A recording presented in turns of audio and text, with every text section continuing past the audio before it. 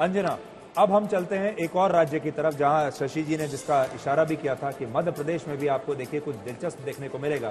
तो मध्य प्रदेश में इस बार MY फैक्टर की बड़ी चर्चा रही और ये MY factor Modi plus Mohan Yadav का फैक्टर है। तो अंजना, आपकी EVM मध्य प्रदेश में किस पार्टी के लिए कितने वोट इस समय अनलॉक कर रही है? ये वाला नंबर बहुत दिलचस्प है क्योंकि ये जब वोट परसेंटेज हम आपको बताएंगे, देखिए एक छिंदवाड़ा ही है जो इनके लिए ग्रहण बना हुआ है। बीजेपी ने पूरी कोशिश, वहां नकुल नाथ पिछली बार जीते थे, कमलनाथ के बेटे हैं, और इसीलिए वहां पर क्या होगा, क्या अन्य सीटों पर भी इस बार बीजेपी के लिए मुश्किल खड़ी हो सकती है। एक वक्त पर कहा जाता था इंदिरा के दो हाथ, संजय गांधी और कमलनाथ ने सीट को जिस तरह से सींचा है वो हमेशा उनके लिए स्ट्रांग होल्ड रहा। प्रचंड मोदी लहर में भी ये एक सीट बीजेपी छीन नहीं पाई कमलनाथ से। आज वोट परसेंटेज के साथ शुरुआत करते हैं। सबसे पहले मैं एनडीए का बटन दबाती हूं और ये एनडीए के बटन में आपके सामने 61% आता हुआ दिखाई दे रहा है, जिसमें 3% का इजाफा हो रहा है। 3% का इजाफा है, ये 3% का इजाफा। अब आपको इंडिया का दिखा देते हैं वोट परसेंटेज। ये देखिए, ये मैंने इंडिया दबा दिया और इंडिया को 33% यानी 2% की गिरावट होती हुई दिखाई दे रही है। बीएसपी भी याद रखिए यहाँ पर चुनावी मैदान में है, बीएसपी को भी 2% वोट का देखिए जितना था उतना बरकरार है। बीएसपी 2% पर थी और बीएसपी आज भी अभी भी 2% पर ही है। इसी के साथ जो अन्य है वो उनको 4% वोट परसेंटेज है, 1% की गिरावट है। आप लोग बैठे होंगे ना ये सोचने के लिए कि 4 साल में कहाँ जुड़ रहा है नंबर। एमपी का नंबर जानना है, पेंसिल उठाइए, भी देख लेते हैं। हाँ, जल्दी से आपको वोट सीट बता देते हैं।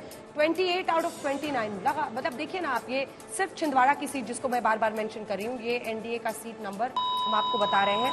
वोट परसेंटेज में 3% का इजाफा है और यहाँ पर भी एक सीट का इजाफा, यानी ऐसा प्रतीत होता है कि प्रदीप गुप्ता 29 की 29 सीटें अपर एज अगर हम ले लें तो इस बार नकुल नाथ भी अपनी सीट गंवा सकते हैं। शशि जी, झारखंड के बाद शशि जी यहाँ भी क्लीन स्वीप।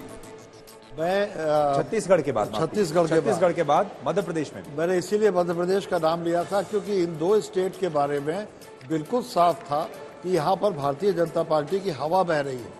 और यहाँ अगर आप याद करें तो बड़ी कोशिश प्रियंका गांधी ने भी की, लेकिन उनकी पार्टी अंदर से, फिर वही छत्तीसगढ़ वाला सिंड्रोम यहाँ भी है, पार्टी अंदर से बिखरी हुई है, युवा नेतृत्व उस तरह खड़ा नहीं हो पाया है अभी।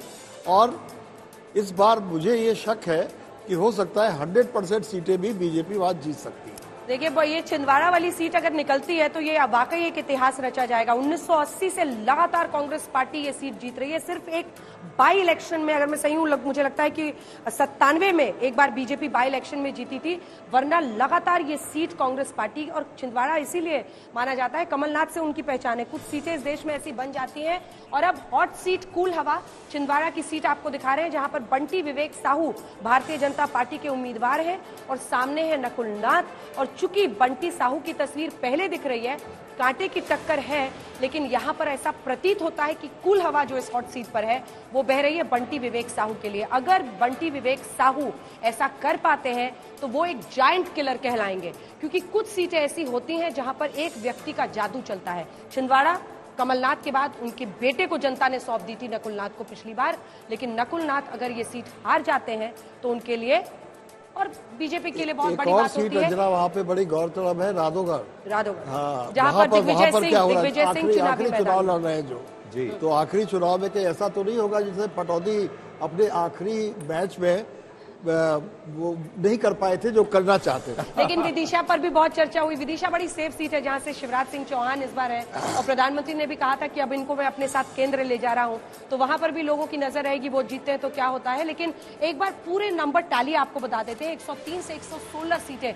अब मध्य प्रदेश के नंबर्स आने के बाद आप देख रहे हैं कि एनडीए में काफी इजाफा हुआ है और अब थोड़ा सा मार्जिन एज उनको दिखाई दे रहा है। 28 से 29 सीटें उधर जा रही हैं और एक बार फिर इंडिया गठबंधन के लिए एक ही सीट बचती हुई दिखाई दे रही है। और अब ये राघोगढ़ है या ये छिंदवाड़ा है, ये दिलचस्प होगा देखना। लेकिन फिलहाल हम बता रहे हैं कि जो छिंदवाड़ा सीट है वहां पर बीजेपी के लिए हॉट सीट पर कूल हवा बह रही है।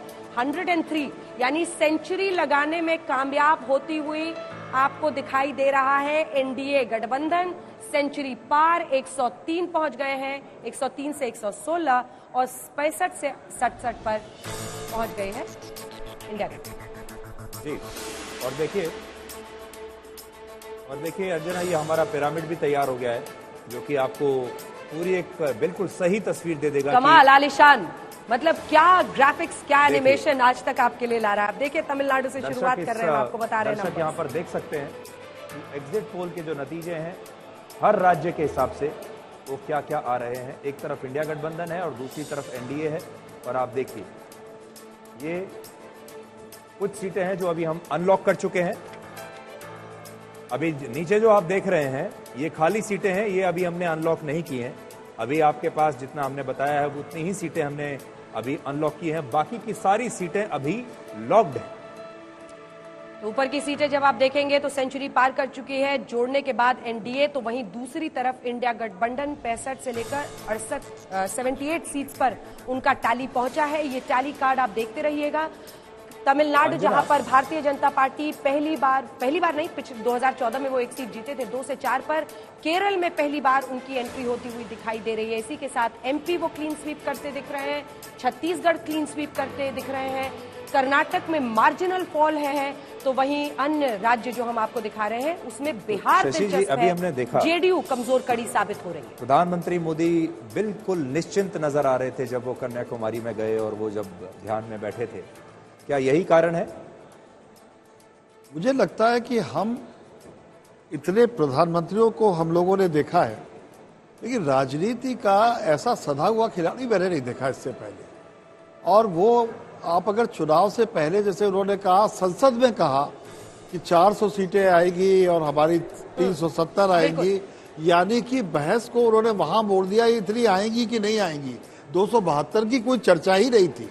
तो ये एक उनका अंदाज, और आप भी मिले उनसे जी, और काफी देर आप लोगों ने उनसे बात की, तो वो उनके चेहरे पर एक निश्चितता दिखती है। लेकिन एक हॉट सीट कूल हवा है जो जल्दी से अपने दर्शकों को बता दें, क्योंकि ये गुना वाली सीट है। 3 सदस्य एक ही परिवार के, वो परिवार है सिंधिया परिवार।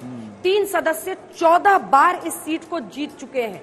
6 बार दादी जीतती हैं, 4 बार उनके पिता माधवराव सिंधिया जीतते हैं और 4 बार ज्योतिरादित्य सिंधिया। इस बार लेकिन पहली बार वो बीजेपी के टिकट पर चुनावी मैदान में उतरे हैं गुना की सीट पर। और ये देखना दिलचस्प होगा कि पार्टी बदलने के बाद क्या जनता का दिल उनके लिए बरकरार रहता है या कि उनका दिल बदलता है। लेकिन कांटे की इस चक्कर में आपको ज्योतिरादित्य सिंधिया के लिए हॉट सीट पर कूल हवा बहती हुई दिख रही है, जहां पर यादवेंद्र राव कांग्रेस पार्टी के पीछे दिखाई दे रहे हैं अनुमानों के मुताबिक।